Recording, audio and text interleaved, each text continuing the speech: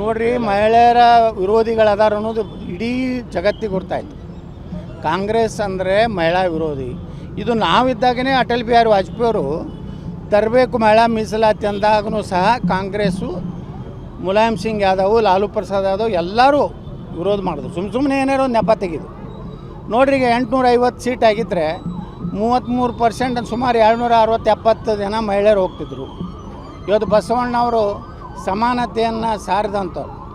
ಇವತ್ತೇನಾದರೂ ದೇಶದಲ್ಲಿ ಮಹಿಳೆಯರಿಗೆ ಮೋಸ ಮಾಡಿದಂಥವ್ರು ಯಾರಪ್ಪ ಅಂದರೆ ಕಾಂಗ್ರೆಸ್ಸು, ರಾಹುಲ್ ಗಾಂಧಿ, ವಿದೇಶಿ ಇಟ್ಲಿ ಹೆಣ್ಮಗಳಾದಂಥ ಸೋನಿಯಾ ಗಾಂಧಿ.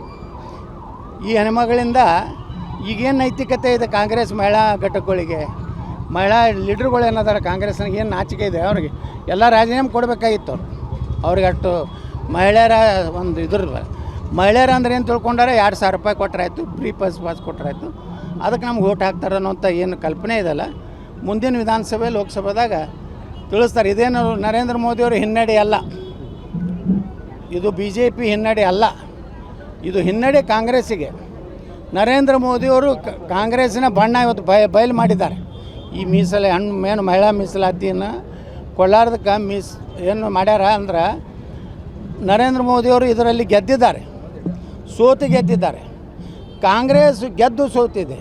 ಹಿಂಗಿದೆ ನೋಡ್ರಿ, ಮಹಿಳೆಯರ ವಿರೋಧಿಗಳದಾರ ಅನ್ನೋದು ಇಡೀ ಜಗತ್ತಿಗೆ ಗೊತ್ತಾಯ್ತು. ಕಾಂಗ್ರೆಸ್ ಅಂದರೆ ಮಹಿಳಾ ವಿರೋಧಿ. ಇದು ನಾವಿದ್ದಾಗೇ ಅಟಲ್ ಬಿಹಾರಿ ವಾಜಪೇಯಿ ಅವರು ತರಬೇಕು ಮಹಿಳಾ ಮೀಸಲಾತಿ ಅಂದಾಗೂ ಸಹ ಕಾಂಗ್ರೆಸ್ಸು, ಮುಲಾಯಂ ಸಿಂಗ್ ಯಾದವ್, ಲಾಲು ಪ್ರಸಾದ್ ಯಾದವ್ ಎಲ್ಲರೂ ವಿರೋಧ ಮಾಡಿದ್ರು. ಸುಮ್ಮನೆ ಏನಾರೋ ನೆಪ ತೆಗೆದು ನೋಡ್ರಿ. ಈಗ 850 ಸೀಟ್ ಆಗಿದ್ದರೆ 33% ಸುಮಾರು 260-70 ಜನ ಮಹಿಳೆಯರು ಹೋಗ್ತಿದ್ರು. ಇವತ್ತು ಬಸವಣ್ಣವರು ಸಮಾನತೆಯನ್ನು ಸಾರಿದಂಥವ್ರು.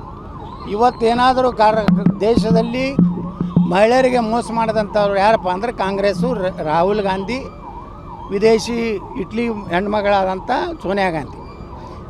ಈ ಹೆಣ್ಮಗಳಿಂದ ಈಗೇನು ನೈತಿಕತೆ ಇದೆ ಕಾಂಗ್ರೆಸ್ ಮಹಿಳಾ ಘಟಕಗಳಿಗೆ? ಮಹಿಳಾ ಲೀಡ್ರುಗಳು ಏನಾದಾರ ಕಾಂಗ್ರೆಸ್ನಾಗ ಏನು ನಾಚಿಕೆ ಇದೆ ಅವ್ರಿಗೆ?